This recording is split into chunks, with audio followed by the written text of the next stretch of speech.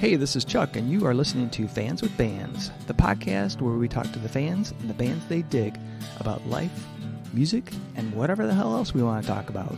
Today on Fans with Bands, we're talking to Manchester underground music and art. Check it out. Oh, very nice. Hey, this is Chuck with Fans with Bands, and I'm talking to Steve, Jason, John, and Berkeley from Manchester underground music and art. How are you guys doing? Great. Thank you. Great. Yeah. Awesome.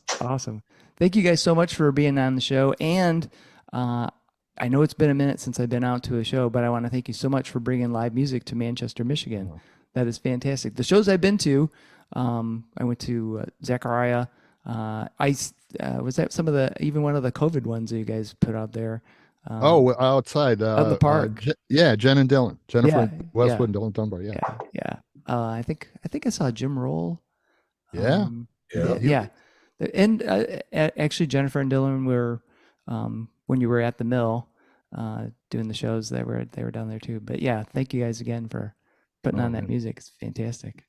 Yeah, we love it. Hey, by the way, thank you for what you do, because we absolutely love what you do for the music community, and we love your artwork, thanks, as well. Man. You're an incredible photographer. Yeah, sure. Thanks so much. It's an honor for us to be here. Oh, cool. So, I'd like to get the story. Like, how did Manchester Underground come to be? What was the story behind you guys getting together to put music on in Manchester? John, you want to go? So, what was it? Early 80s? Early 80s, 1980s, that is. Right. Actually, Steve and I started, we were out probably driving around back roads, smoking funny things, and we started talking about doing exactly what we're doing here with the underground, but it actually turned into a band that lasted for several years. And then, what was it, 2018, Steve? Yeah. We started talking about doing this again, and we did it. Awesome. So, Yeah, it was kind of funny, man, because we were, just like that. We're just like, oh, we should do this. And John's like, well, I'm going to create a Facebook page. I'm like, oh, no. Yeah, I'm a kind of guy. I like to get, wait a minute. Yeah, I like to get all the ducks in a row, before we pull the trigger. And John's like, I got a Facebook page created. And I'm like, well, we'll launch it next week. And he's like, boom, it's out there. And then people started liking it. And it's like, what's this all about? And we're like, we don't know, man. Not back later to find out what we figured out. but we've started from there, and actually we reached out to Jim Roll was our first show. Oh, okay, cool. And we, it couldn't have been, in my view, more perfect of a person to have, because we're like, Jim, I don't know if this is gonna work or not, but this is what we want to do, and right.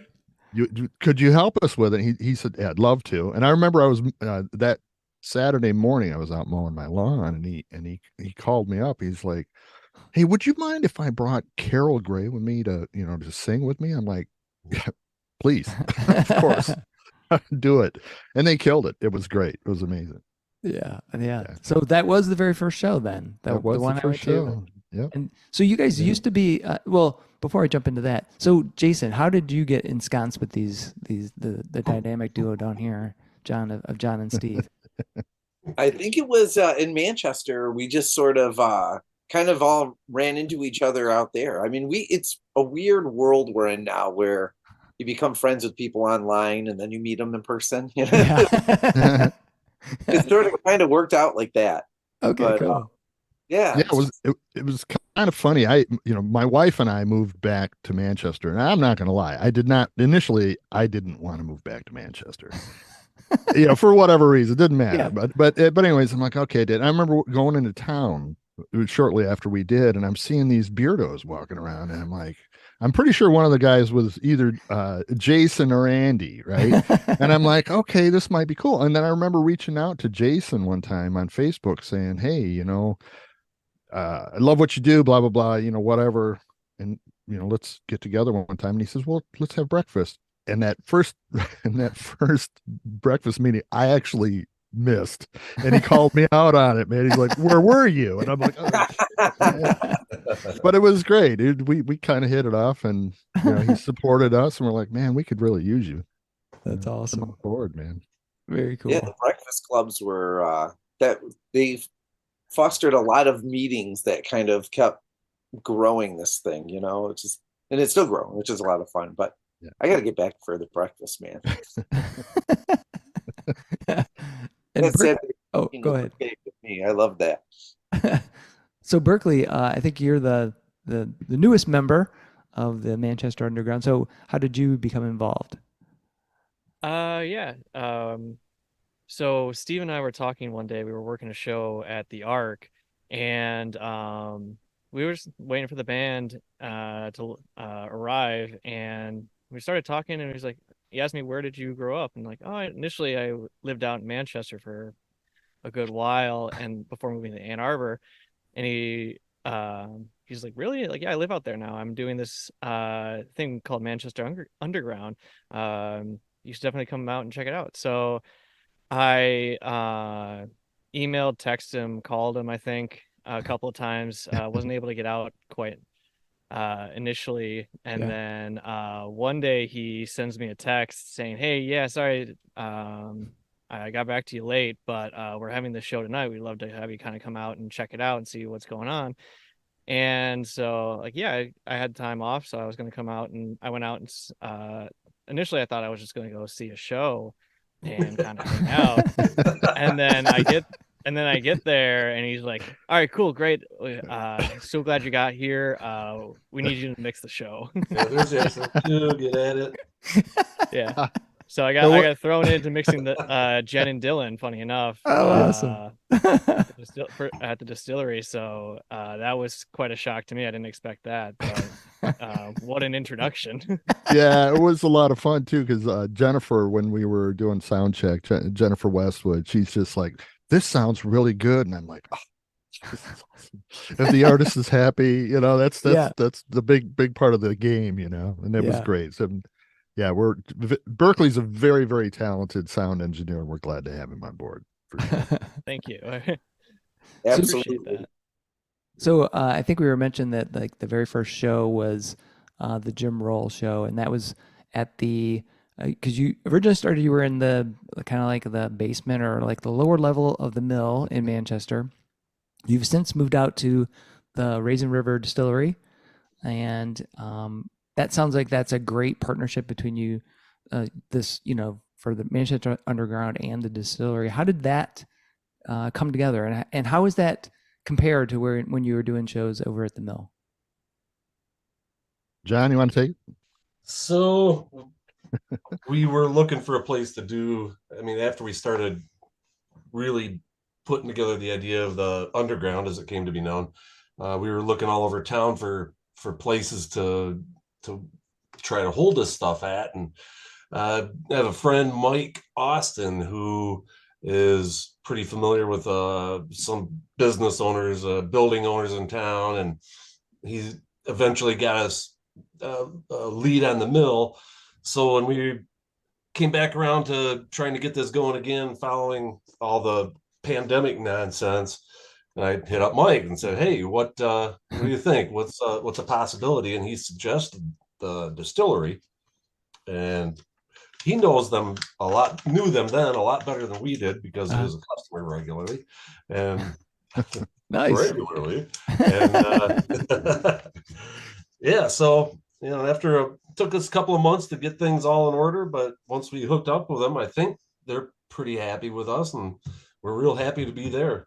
Excellent. It was kind of funny, and we just had so many false starts, and I'm going to take full blame for that, because it was just, as John was saying, we were just coming out of the pandemic, and I was starting to get busy. We all got full-time jobs, so I was I was starting to get busy at work, and it's like, want to get underground going again, and I kept canceling on the distillery and feeling really bad about it. And then John and I, we had this date. I think it was November 19th. We're like, they gave us this date. We're trying to book it, and I couldn't get it booked. And John and I were actually on our way.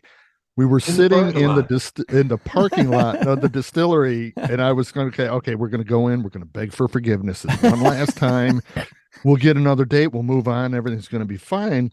And I just happened to think, I'm like, what about if we get Mike Caton wouldn't Keaton be cool down here? Oh yeah. And he's, is he available? I'm like, I don't know. I'll call him. And I totally didn't expect Keaton to pick up the phone, but he picked up. Hey man, what's going on? I'm like, hey Mike, do you want to play on November 19th? And he goes, well, can I bring my band? I'm like, well, sure, but here's what it's all about. And he's like, well, give me a couple minutes. He called right back, said, yeah, we'll do it. I'm like, Awesome. no shit. Oh, Yeah, man. so it was good. So we walked in, initially expecting to cancel yet again. But we're like, hey, we got this guy, we got this artist. I think you're gonna dig him. November 19th, and it was great. I mean, Michael, Mike Keaton. I mean, it's the boogeyman from hell, as it were. Mike Keaton, Hell, Michigan, and he did his acoustic thing, but in a Michael Keaton sort of way. He had his acoustic guitar through his Fender amplifier, but people dug it, man. And the only bummer about that night was that was the first snowfall of the season. Oh. So, after our first intermission, people were, started to exit, but still they were happy. Everybody was happy. Joe and Krista from the distillery kind of dug it, and it's like, nice. Awesome. Great. Awesome. Yeah. Great. Very cool.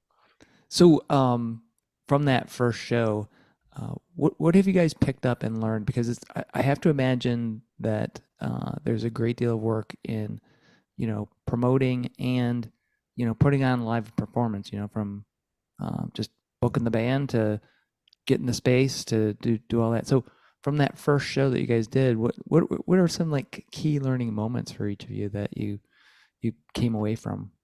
You mean when we first started Underground, or when when you first restarted? started? Yeah. Well, that's where Jason really came in to Exactly. help out a lot, because Jason's really good with using the Facebook, social media, his experience and doing the advertising and the press stuff really got us off, and the graphics, especially the graphics, really got us going on that, because I know I'm weak when I'm good, so it really helped.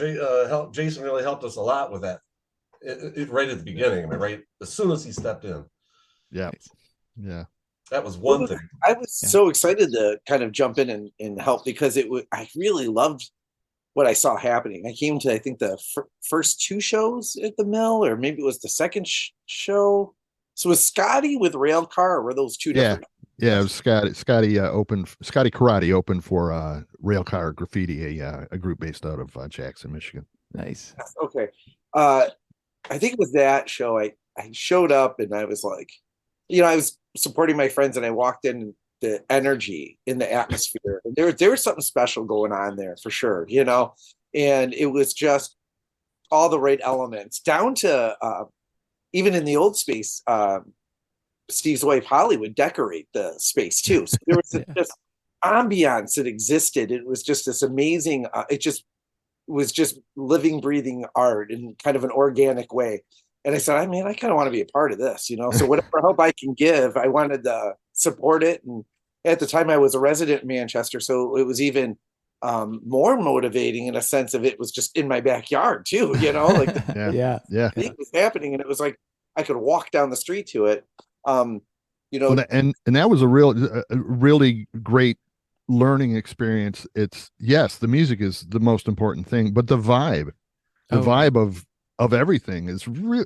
People are they want to go and be a part of it, So you got to have quality music. That's what we're all about. But as Jason said, creating a vibe is very important. So I would say we learned a lot about that for sure.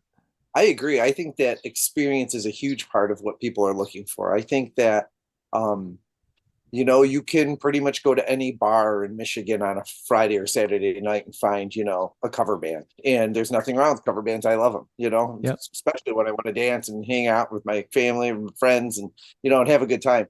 Yeah. There's something special, though, about hearing original music for me, and being in that space that's not just, fluorescent lights in a hall. There was somewhere that there's like an ambiance and an atmosphere, and we always that was very important to us, I think, in the beginning, and it's carried on over to the River Raisin Distillery. Has this ambiance. It's just wonderful, and it's just a great a great feeling, and it's a community there already. You know, Manchester is kind of intermingled with that space, Yep. so bringing music there just fits. You know. Mhm. Very nice. Very nice. So, kind of going off of when you were talking about like booking music. So, what generally are you guys looking for when you're trying to book a show? Because I know you're trying to create, um, uh, you know, bring music that people will enjoy, something that will kind of fit the space. But what else are you looking for when you're trying to book an artist? Well, originality. That means the most to me personally. And sometimes I have to step back and say, wait a minute, Steve.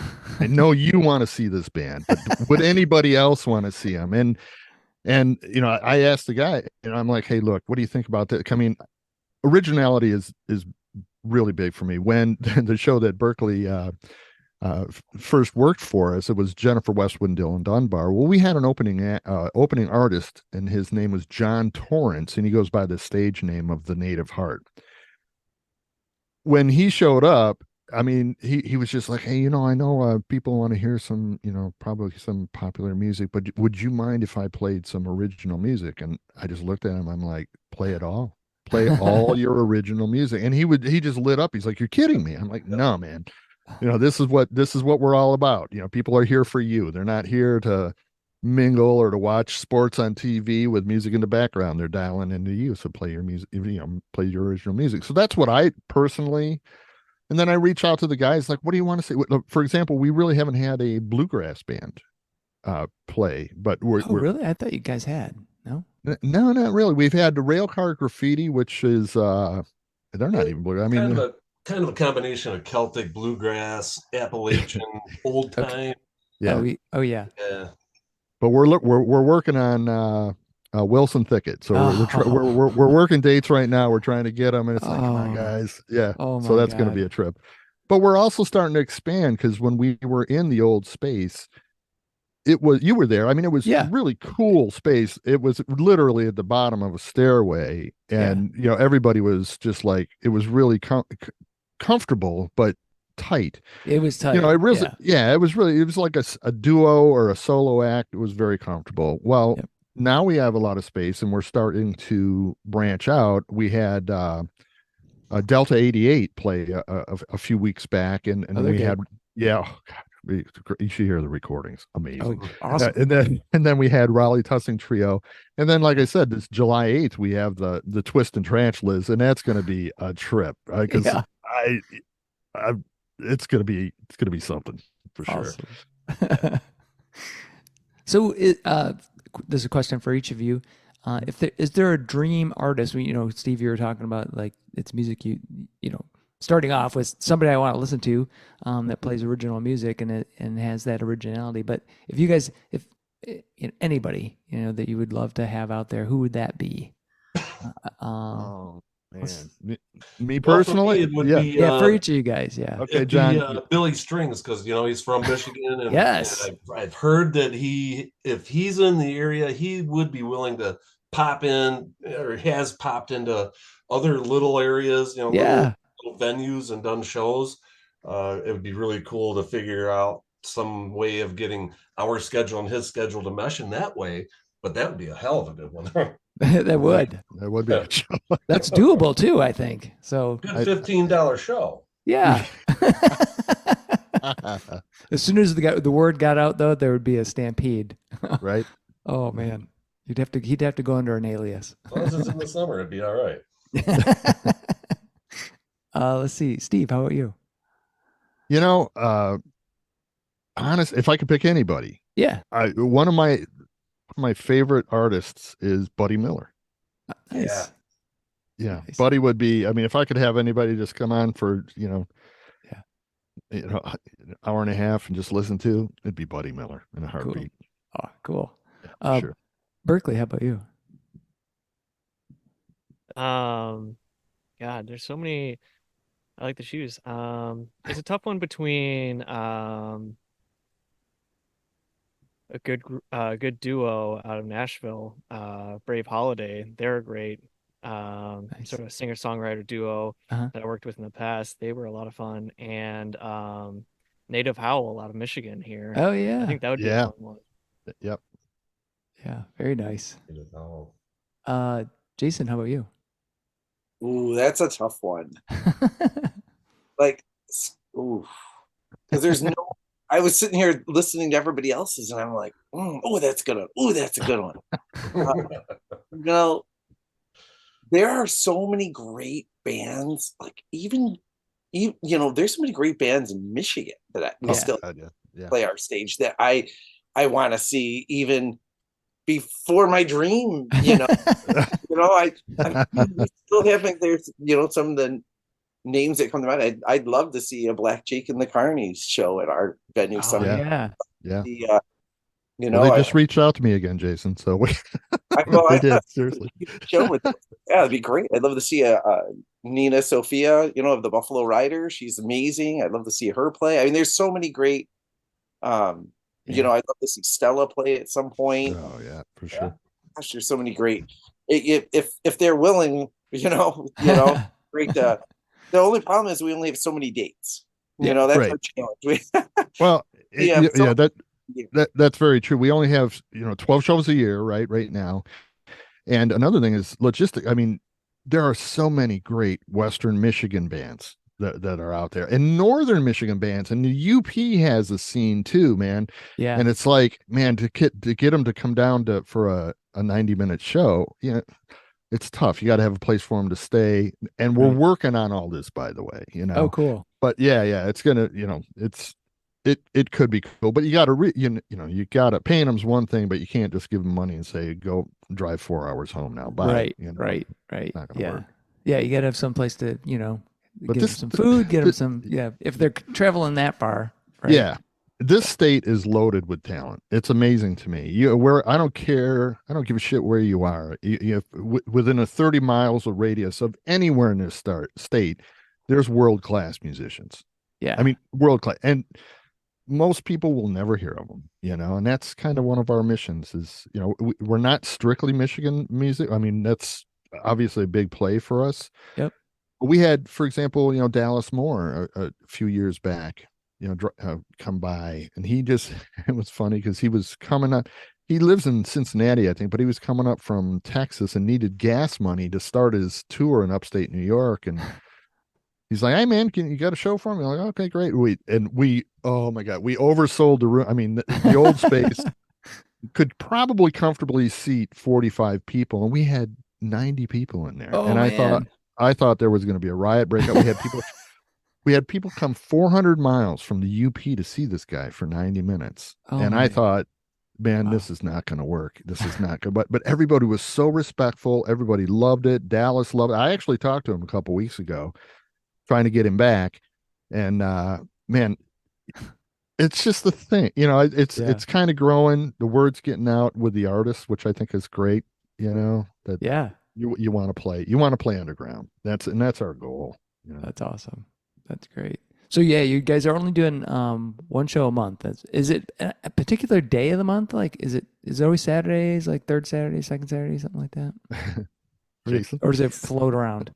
As of this point, it's kind of floating around. But it's funny that you mentioned that because Steve and I were just talking about this at our rides home from work. We brought each other talking, brainstorming ideas, and we were thinking that's something we really are open to, is having like a set schedule and trying to figure if that can be done at the venue. So something we're looking into at the moment. Yeah. I'm just thinking that it would probably help, as far as logistically and for, fans. They just know Yeah. we can go to Manchester this day. Bam. Yep. Planning purposes, it's great. If it's, for example, the last Saturday a month, that people can remember that. It's like, oh no, I can't go to that wedding reception Right. because we got to go to a show at Manchester Underground. That's right. You can just pencil it in for the whole year. You're good to go. You know what you got going on those Saturdays. Exactly. So how did you guys get, each of you individually, get involved in music? Like, what was your first experience? I know it sounds like Steve and John had played music. I don't know if Jason and Berkeley have done the same, but what kind of motivated you to want to be a part of basically a group that's putting together live performances of original music. Berkeley, you want to lead off? Yeah, go ahead.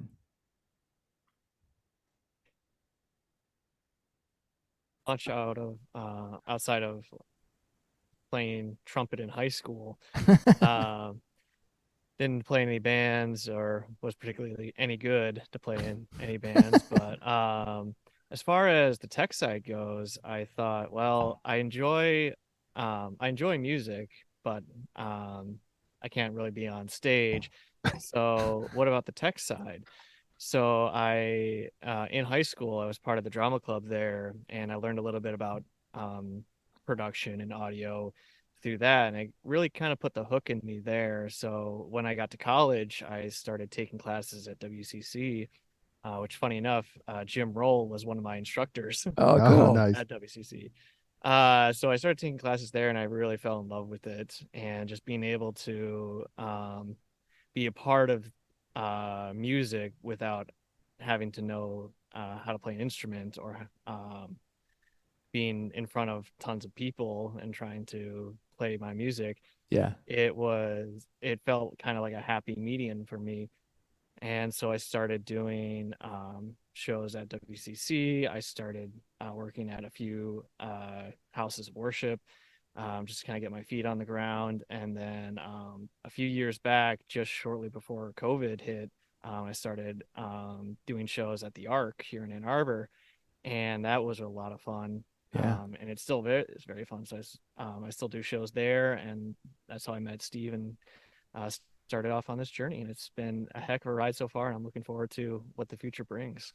Awesome. That's cool. I mean, even though Berkeley, you think you're in the sidelines, you're really in the front because everybody's paying attention to how that sounds. And the sound right. dude is the guy that everyone's looking at if it sucks. So Exactly. Absolutely. I hope they don't look at me. I hope they look at the artist. It sounds great.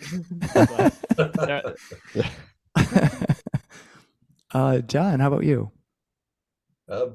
Well, again, Back to the 80s. back to the 80s. It was me and Steve riding around out in the back roads around Manchester, smoking funny things, and came up with that crazy idea to do like what we're doing now. And so we started purchasing some gear, but what we ended up doing was using it to play music with other guys. So we ended up with a few different versions of the same band. Actually lasted about 10 years, I think, right? Yeah, Nice. something like that. Yeah. What kind of music were you playing? And John, I think you played bass. Is that correct or no? Yes. It was in the beginning. We played Quiet Riot stuff. We played old rock and roll, just classic rock, and some originals that Brian Evans, the guy that was our singer at the time, wrote some music, and we did those, and a little bit of blues, but mostly just typical bar band stuff. Rocking out. Yep. Excellent. Excellent. And Steve, how about you? So you're a guitar player, right? Yeah. I guess when I was 10, I started playing. My Nice. mother wanted me to be in her friend's kid's band, right? So she made me take guitar lessons. I had no intention of playing guitar, man. Anyways, they needed a bass player, and my mother got me into this band. And it's funny, I still talk to one of those guys. He just called me the other day, but that was 10 or 11 years old. And then I still play. I mean, I still down here right now. I got the Excellent. hotel. But I play every day. But it's funny. You see people out there because a good friend of mine, let's put it that way, he was a professional musician. Man, I better stick to front of the house. Put it that way. So I didn't need to ring a bell, did I, Steve? Right. Well, even though, because I'll tell you, sometimes I see people out, and maybe they shouldn't be playing, but they're not very good. But I think it doesn't matter how good you are. If you got a love for it and you want to play it, then do it. So I'm glad you're still playing. That's awesome. Absolutely. Thanks. Jason, how about you? Oh geez. Well, I'm not. I'm into music definitely, but and I do love, music is sort of a passion of mine.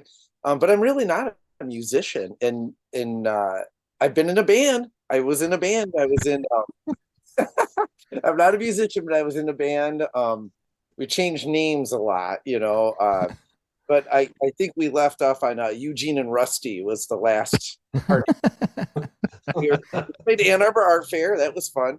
Yeah. And I was like the noise, I played all the just like doodahs, like a little Yeah. type, like chimes and stuff. It was more like a The musical accoutrements. It was like the dance guy in a ska band, It was Yeah. Yes. crowd hype basically. Yeah. Most critical member, actually. This is the Yeah. guy dancing on stage. Yeah.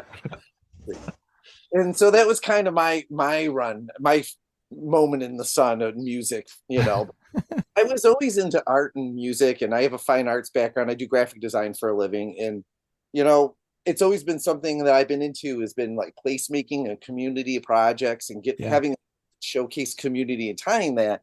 And even like I look back and like, when I was in my like late 20s, I was involved with like Atomic Art Collective in Ann Arbor that was there for a minute. It just kind of grew into, I was doing shows at Andrew's Bar in Ypsilanti with Nick White he was in Tone and Niche, and he is still in Tone and Niche, but he's been in a few different other, just played with several other people, but we ran the White Art Show. So it was, I kind of booked the artists, he kind of booked the bands, and then we did that monthly series, I think, for like a year and a half or so. And then, cool. Well, it was funny because this is before I even met Jason. My wife Holly and I, we used to go to those art shows at Andrews, and it was great because an artist friend of mine, Michael Kelty, had some of his artwork on display. But the first time we went is where I met Scotty Karate played. Oh, nice. Yeah. And then fast forward 15 years or whatever it is, and talking to Jason, he's like, "Well, I used to put on those shows, man." I'm like, "Oh shit, man, this is cool." There's more to that story though, because one of the shows, because we also did them at TC's too for a minute. Yep. One of those shows, there was a pinstripe artist there by the name of Seth Rowe, amazing artist. Yeah. Seth Rowe, old school hand pin, not the tape. I mean paint. Oh, wow. Pinstripe, amazing. Yeah, amazing, like just incredible artist. And he decided to do a thing where bring whatever you want in and he'll just pinstripe it. Didn't. Yep. So it's funny because I had this really cheap old acoustic, like off-brand thing that I had gotten like in junior high. It was like I think it was called Hondo was the brand. Oh yeah, Hondo. Yeah. It was just the one I had was really rough. The strings were like an inch off. Terrible to play. And so I brought it in and he pinstriped that. And I kind of didn't think about that for years after. I mean, we still have the guitar, but like I didn't think about that for a long time. Years later, I'm talking to Steve and he's like, "Yeah, I think I went to one of your art shows and I got my toaster pinstripe." I remember that toaster. I remember him doing that toaster. So it was like weird, like 10, 12 years before I met him, I kind of was standing next to him. This goes to show the universe has people on your path come back around, Yeah, Right. No kidding. Yeah. No kidding. Sure. Yeah. I think we missed it that time, Steve. Right. So Jason, did you ever do like album art or posters and that stuff too? Yeah, I've done some band posters in the past, and I have some of them on my Facebook page. I haven't done as much for Manchester Underground. We've done a few, but it's really just a matter of like bandwidth. It's been kind of changing. I'm looking at some other artists involved because it's getting difficult to keep up, and not only that, but I feel like gig posters is such an amazing. Oh, I know. There's it. I have such a passion for that. Art Chantry, I think he's like the god of gig poster artists. I know that's a very debatable subject. I know there's a lot of people have their favorites. Art Chantry's mine for sure. I'm not sure where he's at. I think he's hiding out in a cave somewhere. Nobody's seen him. Art, yeah. if you're listening out there, we miss you. Yeah, Yeah, but yeah, I just think the gig posters are amazing, and I think with such a digital world that we're in now, we rely on them less. I mean, QR codes got resurrected with COVID, and people are using them again. But it's you just don't see it as necessary in some areas. Like I'm sure, like in inner cities and large areas, gig posters are a little bit more prevalent. But like in in an old, in uh, a local distillery in a small town, right. it's not as much of a necessity. So it really just allows us to showcase that more as an art form, right? As a fine art piece. It's yes, it's a poster, but it's attached to that Yeah, effect. yeah. And that's really where we'd like to get, is where we have other artists. So if there are other artists out there listening to this, That would get be in touch. cool. That would We'd be love to maybe do a poster here and there. Let's get something going. yeah. Yeah. That would be fantastic because I was just thinking when you were talking about like series posters, like I went to see Les Claypool Oh, cool. in the Flying Frog Brigade, and each night different concert or different artist doing a different poster, limited edition. So if you went to that show, you could buy that one, and Isn't if it you, amazing? It's just the yeah, artwork is incredible. Jason Abraham Smith, talk about gig poster artist. My God. When I see his designs, I just want to throw my computer in the garbage. Why even bother? It's yeah, just unbelievable. It's such a talented artist, and he's done some incredible work, like Suicide Machines. He's done posters for just about everybody that's come to St. Andrews Hall. yeah, He's yeah, incredible. yeah. And I was we went Saturday. We did some. I wanted to go to some suburban area like Ferndale, Royal Oak, Oak Park. Record stores.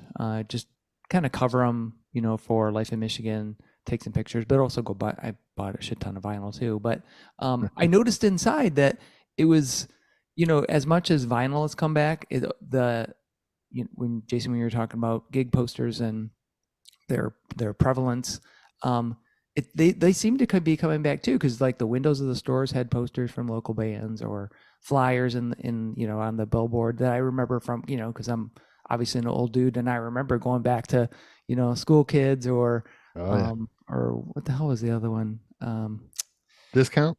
yeah, discount. Yeah, discount. Yeah, yeah. And we back then when I was in a band, you go there, put your flyer up, run out, Yeah. you had your Well, I state noticed plug. your back wall there. You got some wonderful artwork back there. Oh, Actually, I have one of those posters. I have the gig poster from the show that you oh put on, yeah, yeah, that's which right. was Yeah. fantastic, by the way. That was I keep saying I'm going to I do that again. I think I will. I just got to find some time to do it because it was well. so much fun. If you need help, let us know because we've been thinking about stuff. Oh, really? Jason and I were talking about you today. We Well, we have been should. like, So seriously, I mean, we're yeah, we should definitely hook up after the show to talk about that because would I would love to. love to get Love that. Because there's, well, like we were talking about, there's great artists out there. Sadly, like I think 3 of those 5 on the wall behind me are Jeremy Wheeler, Mm. which he's kind of moved on to watercolor, so he's not doing the post art as much. But yeah, like the other one is Berserker, which is Sean Knight, which he's doing some stuff, but not as much as he used to. But there's still other artists out there that Oh, are yeah. doing tons of great work. There's Audra, tons of Audra, photographers, so Yeah. yeah, definitely. yeah. Well, and I'd like to. Are you hip to Paul Gendrasiak from West Michigan? Some of his photography. I'll send you a link because Okay, yeah. amazing. I met him through his wife.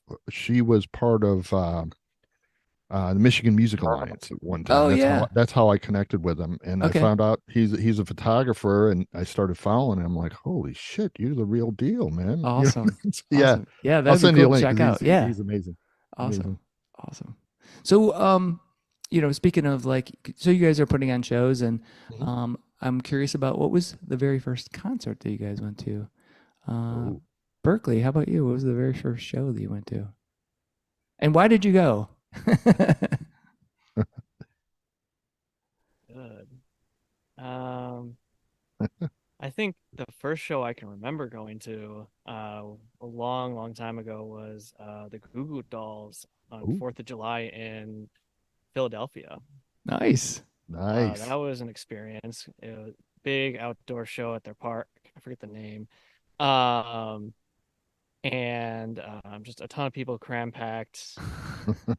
Some, from what I remember, the show was sounding great. Some dudes way off somewhere in the park started shooting fireworks all over the place. And Oh, God. people were going to search for them. It was a wild time, and being like, I think maybe 10 or 11, that was quite an experience to live shows. But that So now, that did your parents take you to that, or did you want to go out on your own? no, I was with my family at that time. We had Okay. taken a trip down there for the 4th of July, and a big celebration over there, and it was just a whole lot of fun. There were several other bands I can't remember, but Yeah. the Goo Goo Dolls were the one I remember the most, just because of how hectic and crazy and everything was. Awesome. Awesome. Steve, how about you? Well, I'm going to kind of date myself, Chuck, just so you know. But it was 1969, Cobo Hall. It was the Nice. Johnny Cash show with my mom and dad. What? Yeah, no shit, Oh, right? man. Holy Yeah, it was. cow. I mean, when I was a kid, Johnny Cash was like, oh, Oh yeah. and yeah, that was my first. It was Wow. and it was the show too, to where they had the. And again, back then I didn't Yeah. really appreciate what it was, but you had the Carter sisters and you had all that stuff, and that it was all there. Yeah, And it's like a full review where they had different yeah, acts coming out, yeah, people it coming, was yeah. that's But I was awesome. there. I was there for the Man in Black. That was it. That's awesome. Yeah, but Awesome. it's still stuck in my head. Seriously. That's That- super cool. That's super cool. Yeah, my dad listened to Johnny Cash, so I got exposed to it as a kid. And Awesome. at the time I didn't really appreciate it, right? I mean, Mhm. it was Johnny Cash. I liked Folsom Prison Blues, and I didn't really know what it was about or anything. I was a kid, but I was like, "Oh, this is cool," And Right. we watched the Johnny Cash, and him and June had the show. Yep. So I definitely remember that. But then, I got into heavy metal and I was like, I don't care about Johnny Cash and, fuck country music. And so Right. then, and then, later on, I was like, Jesus Christ, why wasn't I listening to this? This has happened many times in my life because when you're 17 and you're addicted to Iron Maiden and Judas Priest, you kind of like put shields up and you forget, other than like Hendrix. I loved Hendrix and I loved Trower, but I was so focused on guitar players that just rip and jam, and that's all I cared about. And so then when you don't realize Jerry Reed, Oh, awesome guitar player, monster. Glenn Campbell, who was part of the Wrecking Crew. You don't. Roy Clark. Yeah, Roy Clark, Right. fantastic. So you don't Right. you don't appreciate it, and then Right. later on I come back and I go, it still happens. I still come to some band that I kind of shit canned years ago, and I like listen to it again and go, what the fuck, Bruce Springsteen. I hated Bruce Springsteen. Seriously. Now I'm like, oh, this is fucking great. John Mellencamp, same thing. So anyway. Yep. John, how about you? I believe my first real concert was 1977 at Cobo Hall. Rush with special guest Golden Earring. Oh, Ooh, man. So nice, was that nice. Hemispheres tour? Was the 2112. Oh, man, that's Yeah. that's epic. So my Yeah, it was good. very first show was Rush at Joe Louis for Moving Pictures, and that was like I felt like I just missed the boat because I really loved Permanent Waves and everything prior to that album, Moving Pictures, which is fine. It's a good album, but I loved everything more from before. I feel like, oh, why couldn't I ever? I needed to be a little older, but so that's awesome. So much good music they put out. Oh, I know. Jason, how about you? Well, probably the first performance I saw was probably some polka band at St. Pius Festival as a kid. Remember, but my first actual concert was proscenium stage concert was Faith No More, Metallica, Guns N' Roses at the Silver Dome, which sadly I think is gone. Yeah, but it was the the famous one where like Axel wouldn't come out for like a time. They'll try to take the tops off. It was just a raunchy scene. People were getting really angry. Oh man. Or act, yeah, you know, it's just one of those Axel moments, I guess, you know. Yeah. So no, still on that kind of concert theme. What's the one of your all-time favorite concerts that you guys have seen?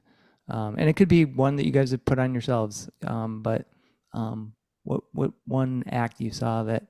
Yeah, and I know it's hard because like today you'll be thinking about this band, and then tomorrow you'll think about something else because music's mood related, right? You might be thinking, oh yeah, I loved Metallica when I saw them, but then Right. you know this band was also equally awesome. But so if you want to throw out two, go ahead. But John, how about you? What was it like an all-time favorite show that you saw?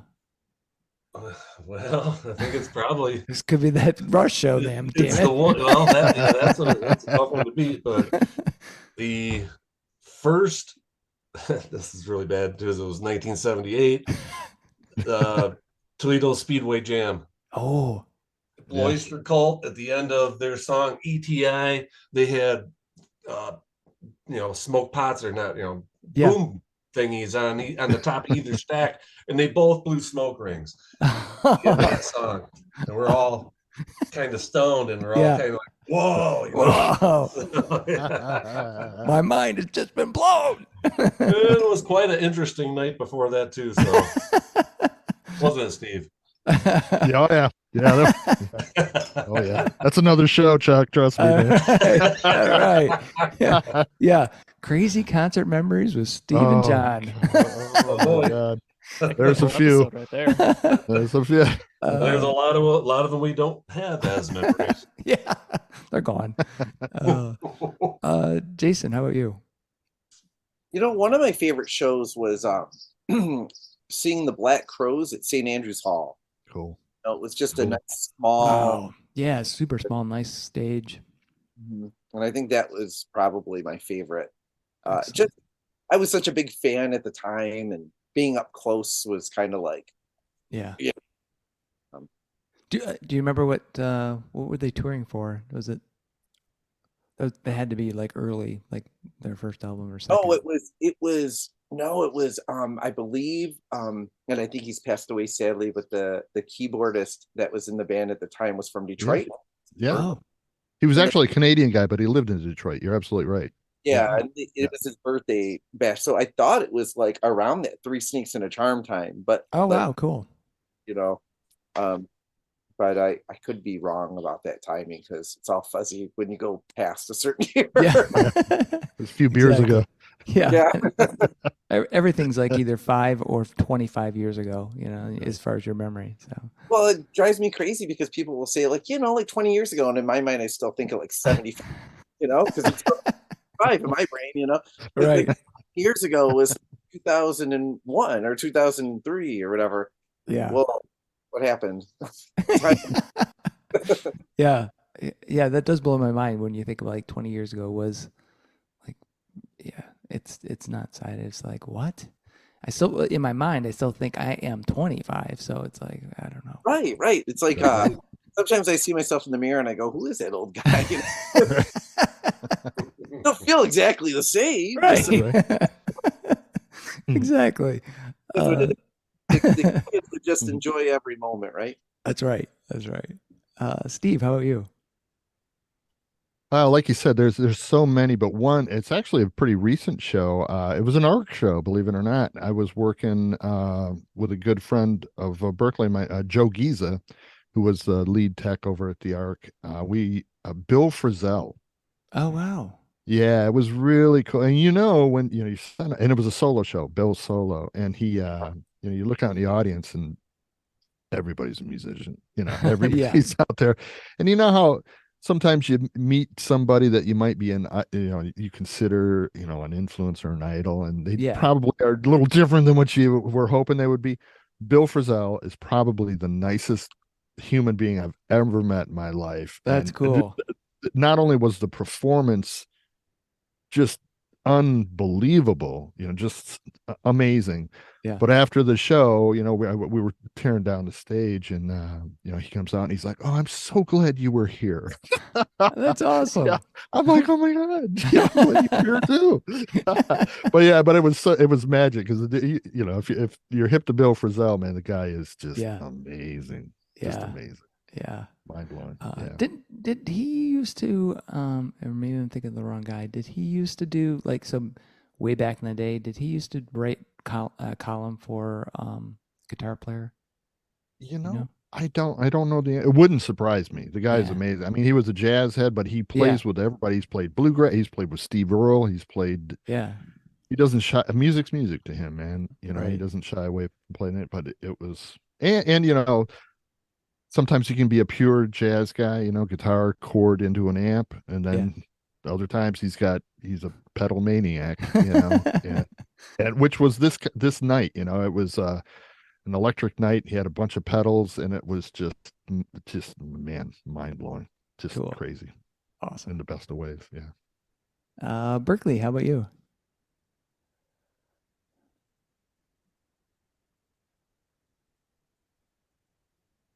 Oh, you're muted, bud. You're muted, or something's off. Oh, what happened? We lost you, Hear buddy. me? Oh, There yeah, you there you go. Okay. Hey, there it is. Sorry about that. No, I had three that come to mind. I'm trying to narrow it down to two. The I think my number one would have to be when I went to go see Metallica a couple of years ago for their Hardwired tour, because it was the first time I'd ever got to see them live. And what really made it special for me, at least, was I got to take a good friend of mine who actually who introduced me to Metallica, and which started my whole obsession with metal. I went to the show with him, and that was a real special moment for me, just being able to kind of almost go full circle in a way. Yeah. Yeah, that's awesome. I guess the second one, if I'm going to narrow it down, I'm going to go back a couple of months ago for Railcar Graffiti. I hadn't initially known too much about them. And so when I went to do the show, I met the band. They were just absolute delight and such a pleasure to work with. And they sounded amazing. Like, it was an underground show.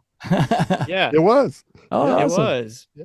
And it was such a fun time. And it was one of the rare times where I'm like, I could almost turn the PA off and they could still blow everybody away. That's awesome.